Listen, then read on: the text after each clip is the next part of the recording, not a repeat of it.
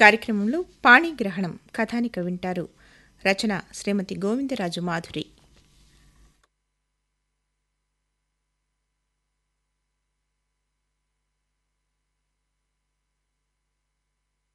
ఈ 10 నెలల్లో నీలో చాలా తేడా చూశాను. నేను ఎన్నిసార్లు నా కొడుకు కోసం సంబంధాలు చూడమన్నా పట్టించుకోవటం లేదు. నాకేమీ అర్థం కావటం లేదు, నీకేమైందో అని 1-2 సార్లు అడిగింది నా స్నేహితురాలు కుసుమ.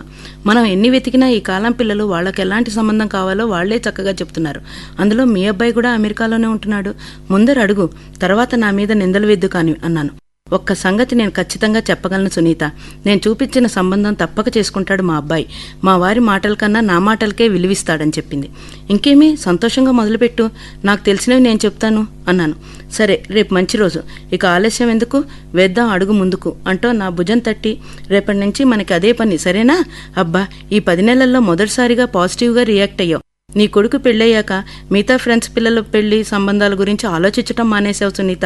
చాలు, ఈ మాత్రం మాటిచ్చావు అంటూ అభినందించి ఆనందంగా ఇంటికి బయలుదేరింది కుసుమ. కుసుమ వెళ్ళాక ఆలోచించుకున్నా, నాలో నేనే, నిజంగానే నేను మారానా? నా కొడుకు పెళ్లి తాలూకా జ్ఞాపకాల నుంచి బయటకు వచ్చానా లేదా? నాకేమీ అర్థం కావటం లేదు. ఇలా అనుకుంటుండగానే నాకు తెలియకుండానే నాకు నవ్వు వచ్చింది. పెళ్లిలో అప్పుడు చాలా చిరాకులు కోపాలతో సరిపోయింది. మా అబ్బాయి మమ్మల్ని అందరిలో పలచన చేశాడని కోపంతో వాడితో ఎక్కువ తక్కువ మాట్లాడటం మానేశాం. ఈ 10 నెలల్లో వాడికి పెళ్లి చేసి పంపినా మా ఆయన మాత్రం ఇంకా తేరుకోలేదు.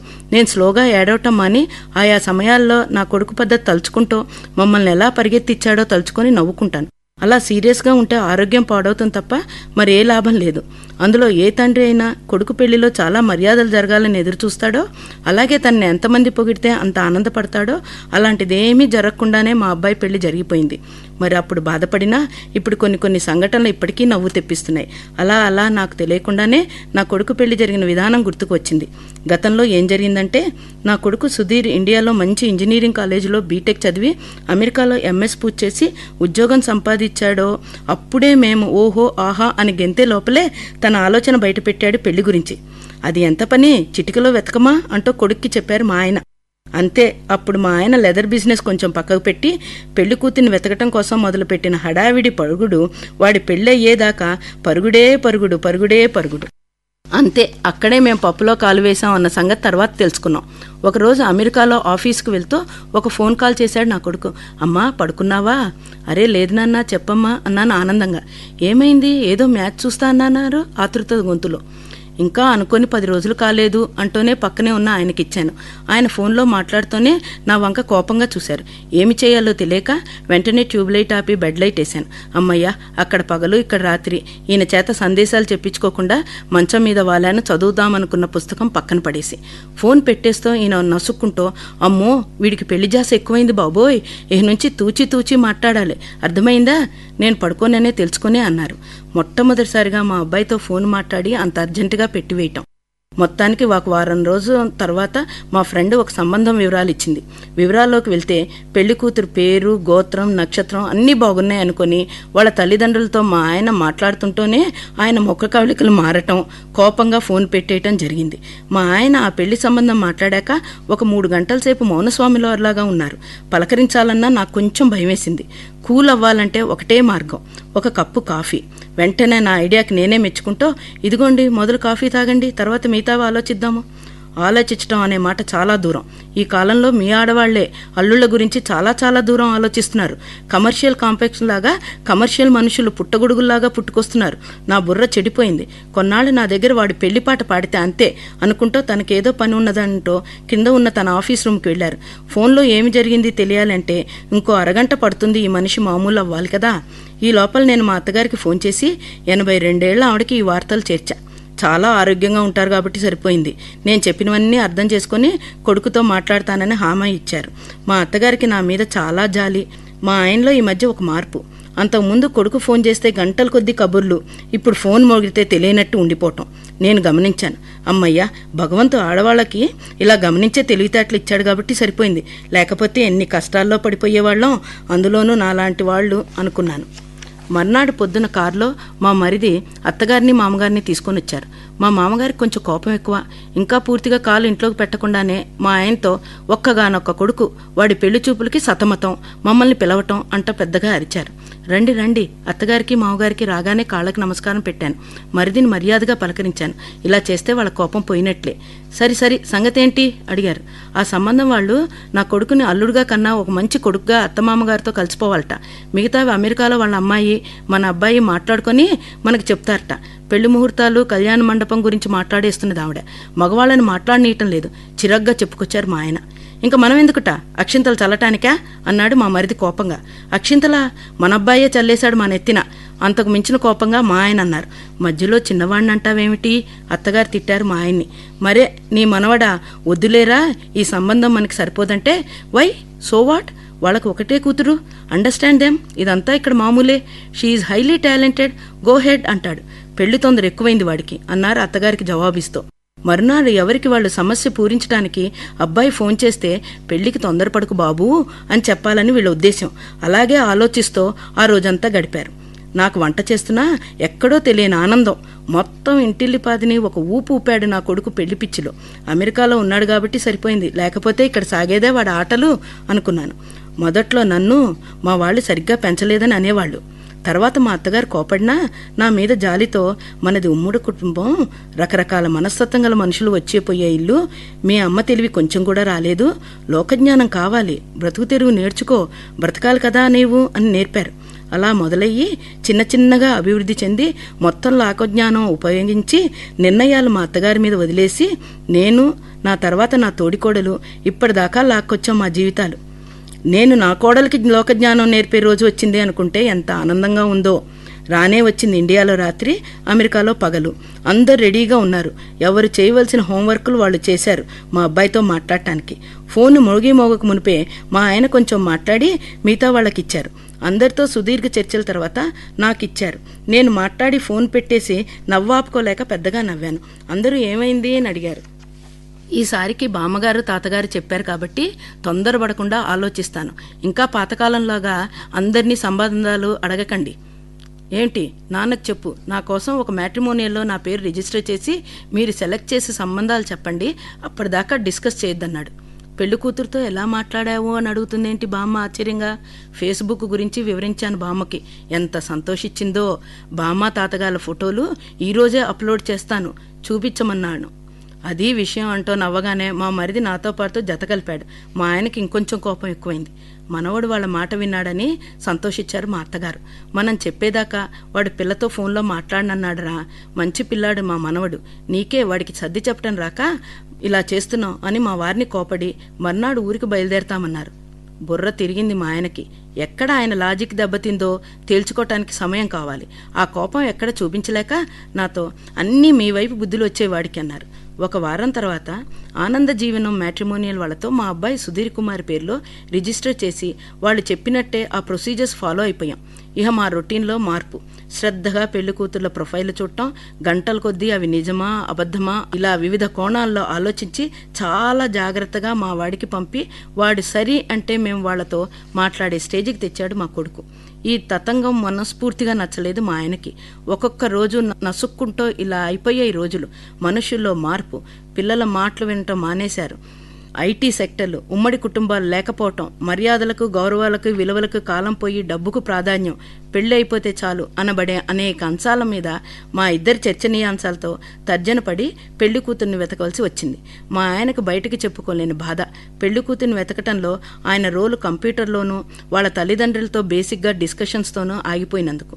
మొత్తానికి ఒక 2 నెలల్లో మా డిస్కషన్స్లో 2 అమ్మాయిలను చూడాలని అనుకున్నాం. ఒక అమ్మాయి ఇండియాలో ఉంది, ఇంకో అమ్మాయి అమెరికాలో ఉంది. ఇండియాలో అమ్మాయిది మా ఊరి దగ్గరే. పెళ్లి చూపులకి మేము, మా ఆడబిడ్డ కుటుంబం, మరిది కుటుంబం వెళ్ళాం. పిల్ల చూడటానికి బాగుందనుకున్నాం. పేరు రమ్య.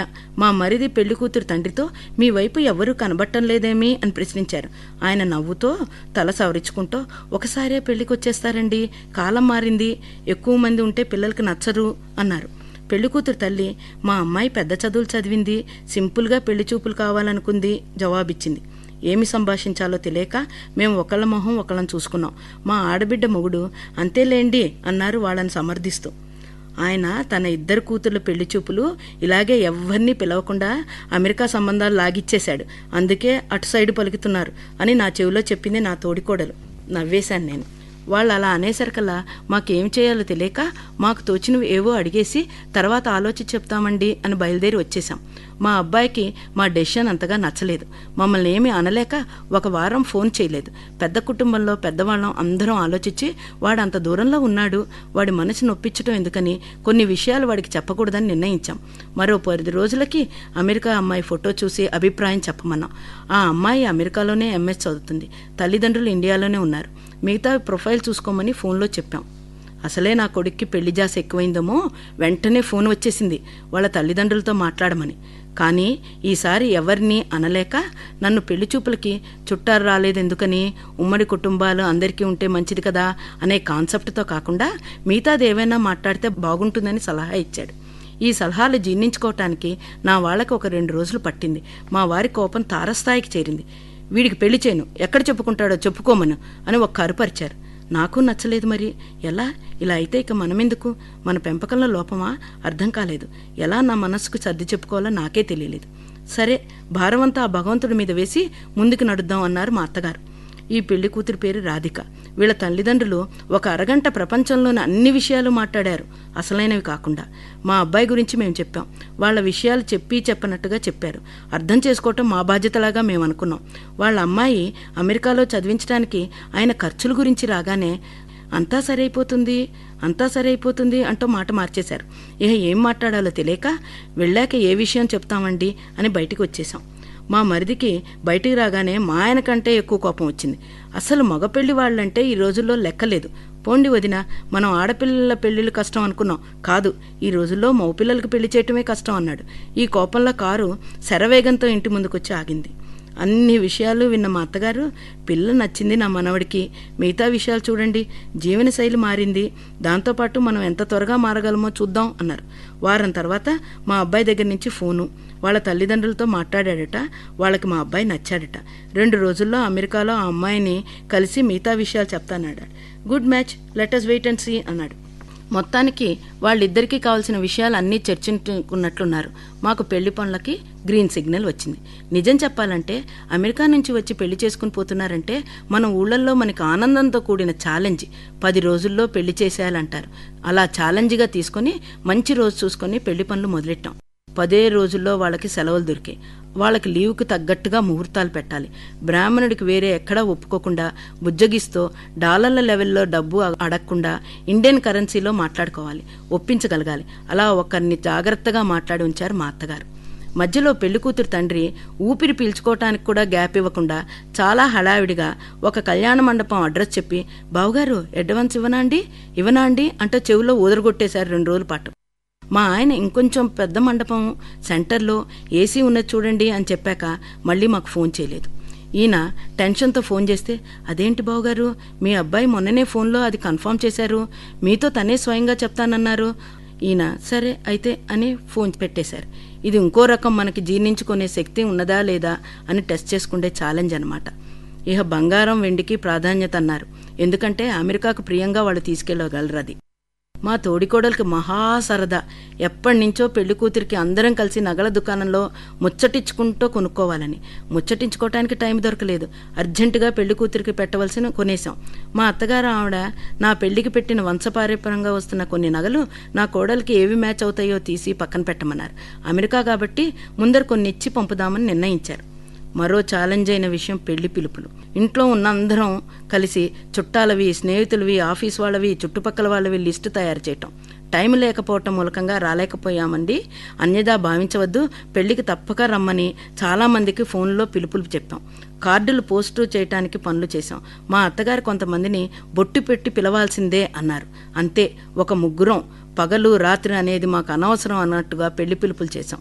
మా డ్రైవరు, అమ్మగారులు చాలే అండి అంటే, నీకెప్పుడూ బద్ధకమే అని తిట్టి మాకు తెలిసిన వాళ్ళ ఇంటి కాలింగ్ బెల్ కొట్టాం.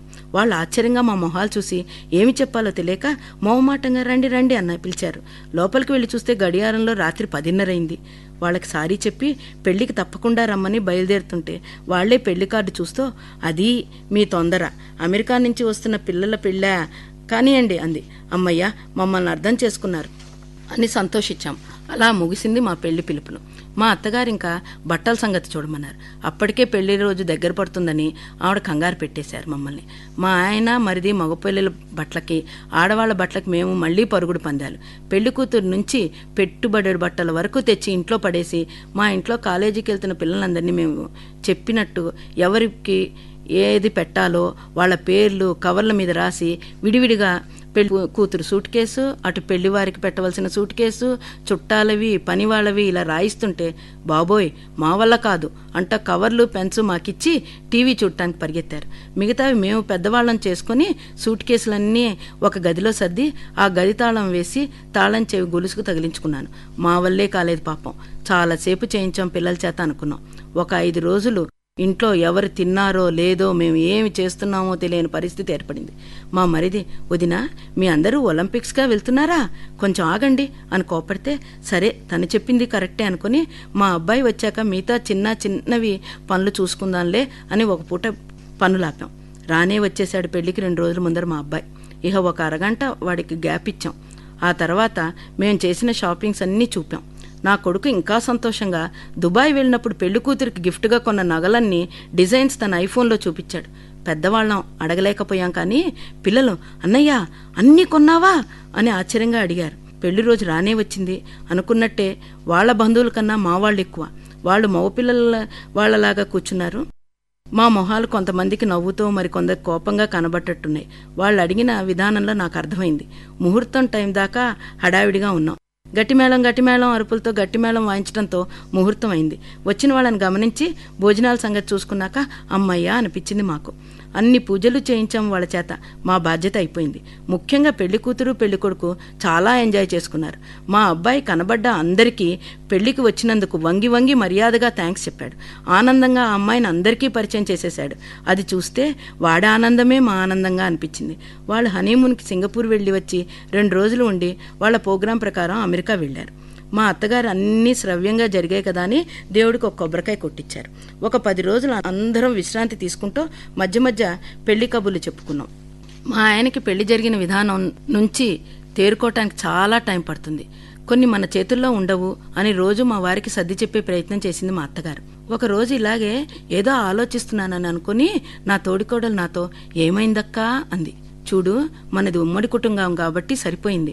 ఇంతమంది ఉండబట్టి మన చిన్నప్పటి లెక్కల్లో కాలం పని అధ్యాయంలో లాగా మనం ఇంతమంది కలిసి ఇన్ని పెళ్లి పనులు ఇన్ని గంటల్లో చేస్తేనే మనకి ఎన్నో రోజులు పట్టినట్టుంది. పాపం ఆ పెళ్లి కూతురు సైడ్ వాళ్ళు ఆ ముగ్గురు కలిసి ఎన్ని గంటలు చేసి ఎన్ని రోజులు తీసుకున్నారో అడిగాను. నా తోడికోడలు చూసిన చూపుతో అడిగిన ప్రశ్న వెనక్కి తీసుకుందాం అనే లోపలే చాలే అక్క, నీకు నాకు కంప్యూటరు, స్కైపు, నెట్టు, ఐఫోను వాడటం ఏదీ రాదు. ఆ అమ్మాయికి వచ్చు, మన అబ్బాయికి వచ్చు. వాళ్ళన్నీ ఆన్లైన్ షాపింగ్స్. ఇక్కడ లెక్కలు కాదు మనకు కావాల్సిందంది. అవును చెల్లి అని అనక తప్పలేదు నాకు.